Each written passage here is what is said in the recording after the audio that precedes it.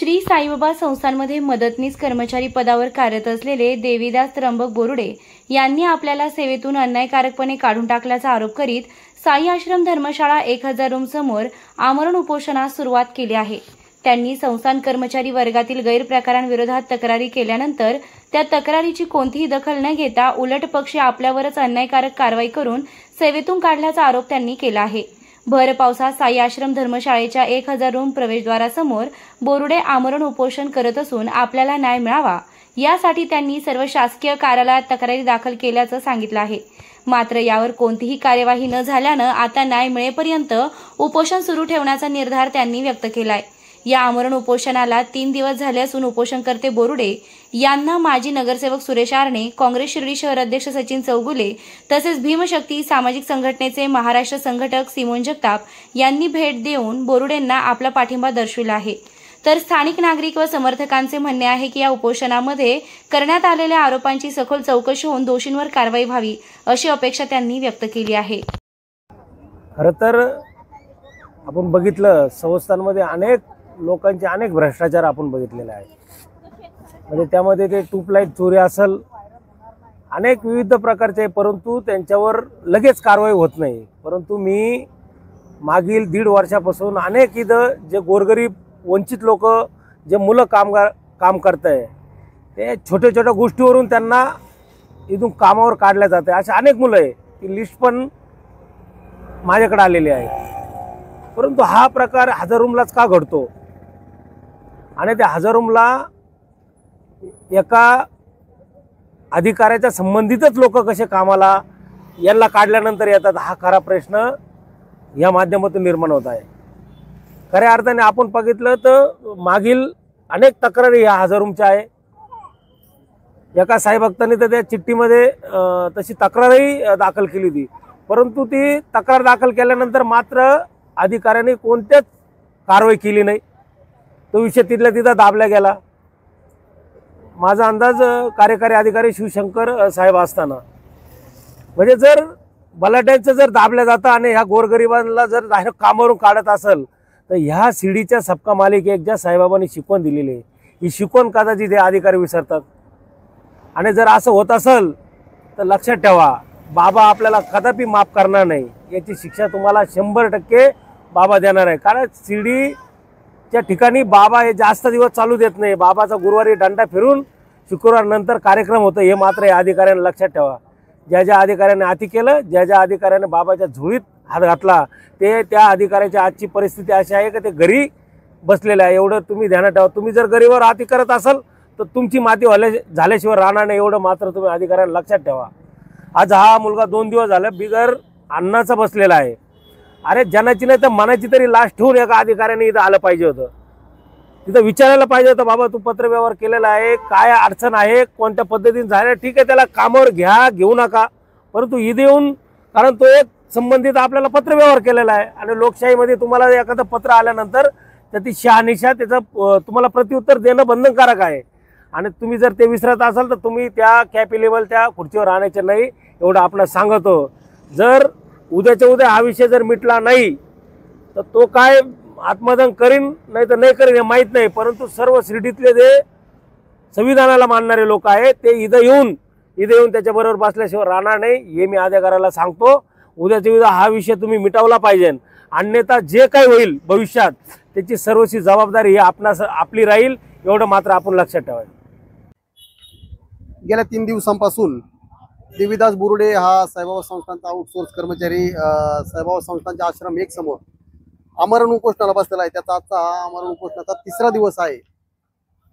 प्रशासनाचं त्याच्या उपोषणाकडे प्रचंड दुर्लक्ष झालेलं आहे। कुणीही त्याची विचारपूस करण्यासाठी, म्हणजे अगदी पोलीस प्रशासन, नगरपालिकेच्या वतीनं देखील या ठिकाणी कोणी आलेलं नाही। त्यांचा तो भाग आहे की नाही तो भाग वेगळा, परंतु ते लोक इकडे कोणी आलेले नाही।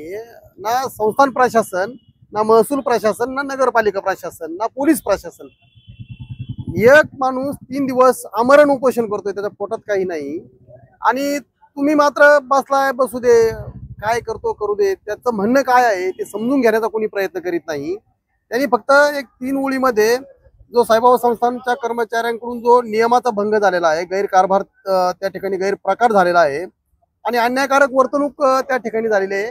एवढ्या विषयाला घेऊन तो या ठिकाणी उपोषण करत आहे. साईबाबा संस्थांच्या कडून त्याची दखल घेतली जात नाही, म्हणून तो आज परत या ठिकाणी म्हणजे 14 ऑगस्ट स्वातंत्र्य दिनाच्या पूर्वसंध्येला तो या ठिकाणी उपोषणाला बसलेला होता.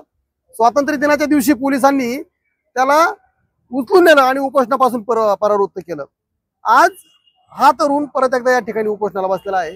त्याचं म्हणणं काय आहे इतकं तर साईबाबा संस्थांनी किंवा संबंधित विभागाच्या लोकांनी समजून घेतलं पाहिजे, त्याच्यावर काम केलं पाहिजे. बाकी काय त्याचं मोठं मागणी नाही का? तो म्हणतो का साईबाबा संस्थान बरखास्त करा, किंवा तो म्हणतो का इथले कर्मचारी सगळे चोर आहे, त्या सगळ्या चोरांवर कारवाई करा. यातली कागदावर काय लिहून दिलेलं आहे तेवढा एक मुद्दा आपल्याला फक्त याच्यामध्ये घ्यायचा आणि त्याच्यावर काम करायचं. संस्थांचं काही लोकांचं किंवा संस्थांच्या वतीनं असं काही म्हणणं आहे का कर्मचाऱ्यांनी बोललं नाही पाहिजे? मग ठीक आहे, कर्मचाऱ्यांनी बोललं नाही पाहिजे तर मग त्यांनी कर्मचाऱ्यांनी त्यांच्या अधिकाऱ्यांना सांगितलं तर अधिकारी कारवाई करतात का? असं होत नाही, म्हणून त्याला हा उपोषणाचा मार्ग या ठिकाणी स्वीकारावा लागला आणि म्हणून तो उपोषणाला बसलेला आहे. संस्थांचं जर असं म्हणणं असेल तर कर्मचाऱ्यांनी मीडियामध्ये जाऊ नये, तर अगोदर त्यांनी कारवाई करणं गरजेचं आहे. मीडियाकडे जाण्याचा त्यांचा मार्ग बंद होतो.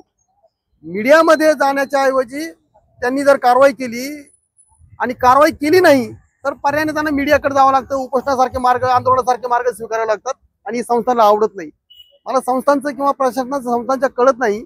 अन्याय झाला तर सहन करायचा, संस्थांच्या विरोधात अन्यायाच्या विरोधात बोलायचं नाही, अशी भूमिका संस्थांची आहे का हे मला कळत नाही. मी आताच मुख्य कार्यकारी अधिकारी साहेबांशी बोललेलो आहे, त्यांनी याची दखल घेतलेली आहे. ते स्वतः या ठिकाणी त्यांनी संबंधित विभागाच्या लोकांना सांगितलेलं आहे, ते येथील या ठिकाणी त्याची चौकशी करतील आणि जो काही प्रकार घडलेला आहे तो प्रकार निश्चितपणे त्याच्यातून मार्ग काढतील.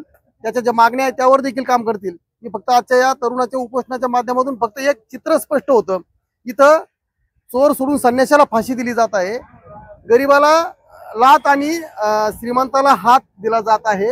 असा काही प्रकार संस्थांकडून होतो का? मी यापूर्वी देखील या विषयावर बोललेलो आहे. वारंवार अशा विषयावर बोलण्यापेक्षा संस्थांनी कृतीतून आपली भूमिका स्पष्ट करावी अशी मागणी मी करत आहे. आज या ठिकाणी शिर्डी संस्थांचा कर्मचारी मदतनीस देवीदास बोरुडे नावाचा तरुण गेल्या 18 तारखेपासून या ठिकाणी आमरण उपोषणासाठी संस्थांच्या गैरकारभाराबद्दल बसलेला आहे. तो 1000 रूम या ठिकाणी मदतनीस म्हणून कामाला असताना त्या ठिकाणी एक गैरप्रकार घडला की 2 महिलांच्या नावावर बुक असलेला रूम, त्या ठिकाणी त्या रूममध्ये जेव्हा प्रत्यक्षात हा रूम देण्यासाठी गेला तर त्या ठिकाणी रूम दिल्याची जी पावती होती त्या पावतीवरती एका पुरुषाचं नाव त्या ठिकाणी होतं. पुरुषाची एंट्री दिसली आणि ते याच्या लक्षात आलं की त्याच्यावरती 3 लोकांची एंट्री, 2 महिलांच्या याच्यावर दिलेला रूम, याच्यात पुरुष कस काय येऊ शकतो. म्हणून त्यांनी त्याच्या लक्षात आल्यानंतर तो त्याच्या जो सुपरवायझर होता वाणी त्याच्याकडे गेला आणि हे कृत्य वाणीनेच केलं असल्यामुळं त्या वाणीने याला दमदाट्या देऊन शिवीगाळ करून ते शांत राहण्यास सांगितलं. परंतु हा तरुण शांत न बसता याने त्यांचा जो खातेप्रमुख होता विजय वाणी त्याच्याकडे जाऊन त्या ठिकाणी या संदर्भातली तक्रार त्या ठिकाणी सांगितली. परंतु जो सुपरवायझर जो होता वाणी तो विजय वाणी यांचा पुतण्या असल्यामुळं हे प्रकरण विजय वाणींनी सुद्धा दडपण्याचं काम केलं आणि केवळ नुसतं दडपण्याचं काम न करता देवीदास बोरुडे या तरुणाला त्या ठिकाणी शिवीगाळ करून, अश्लील भाषेत शिवीगाळ करून, जातीवाचक शिवीगाळ करून त्या ठिकाणी त्याला कामावरून काढण्याचं काम या विजय वाणी यांनी केलेलं आहे. आणि म्हणून या संदर्भात या तरुणाने संस्थांचे मुख्याधिकारी यांच्याकडे या संदर्भात तक्रार दाखल केली. परंतु याच्या तक्रार कुठल्याही प्रकारची कारवाई झालेली नाही. उलट याला या ठिकाणी कामावून काढलेलं आहे आणि अनेक दिवस पाठपुरावा करूनही कुठल्याही प्रकारची दखल शिर्डी संस्थान प्रशासन घेत नाही. हे लक्षात आल्यावर 14 ऑगस्टला यांनी या ठिकाणी उपोषण करण्याचा प्रयत्न केला. परंतु या उपोषण करण्याच्या आधी शासनाच्या विविध विभागाची परवानगी न घेतल्यामुळं त्या ठिकाणी पोलीस प्रशासनाच्या माध्यमातून त्याचं उपोषण सोडवण्यात आलं. परंतु हा तरुण थांबला नाही. याने पुन्हा या ठिकाणी सर्व विभागाच्या परवानगी घेऊन दिनांक 18 तारखेपासून हा या ठिकाणी उपोषणाला बसलेला आहे. आज 18, 19, 20 3 दिवस होऊन सुद्धा प्रशासनाचा, संस्थान प्रशासनाचा एकही व्यक्ती इकडे फिरकला नाही. आणि गेल्या 2 दिवसापासून प्रचंड पाऊस होता, आपण सर्वांनी बघितला असेल. या पावसामध्ये या तरुणाने उपोषण केलेलं आहे. आज याची प्रकृती थोडीशी खालावत चाललेली आहे. मग संस्थान प्रशासन याच्या मृत्यूची वाट बघतंय का? या असा प्रश्न आमच्या सारख्या कार्यकर्त्यांना निर्माण होत आहे. या ठिकाणी हा विजय वाणींचा जर आपण पराक्रम बघितला तर विजय वाणी हा अतिशय जातीवादी स्वरूपाचा व्यक्तिमत्व आहे। याने आतापर्यंत किमान 25-30 मुलांना त्या ठिकाणी काढला। प्रामुख्याने आपण त्या मुलांची जर यादी बघितली तर त्यामध्ये मागासवर्गीय समाजाचेच मुलं यांनी 95% काढलेले आहे।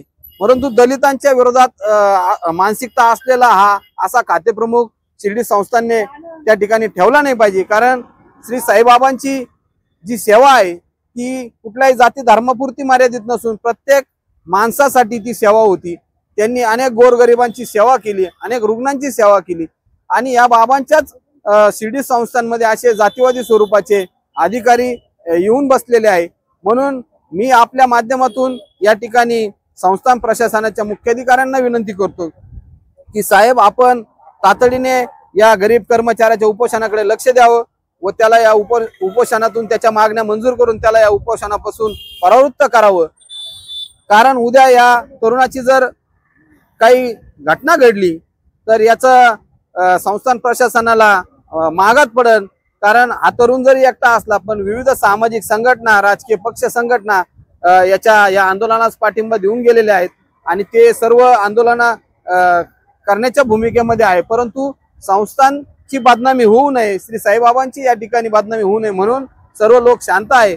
परंतु बाबांच्या नावाखाली जर तुम्ही असे कृत्य करणार असाल आणि त्यामुळे कुठलाही सामाजिक संघटना, राजकीय पक्ष आपल्याला पाठीमागे घालणार नाही, या तरुणाला ते ताकद देतील आणि येणाऱ्या काही दिवसातच या तरुणाच्या मागण्या मंजूर नाही झाला तर या ठिकाणी राजकीय पक्षाच्या, सामाजिक संघटनेच्या माध्यमातून मोठं आंदोलन उभारले जाईल।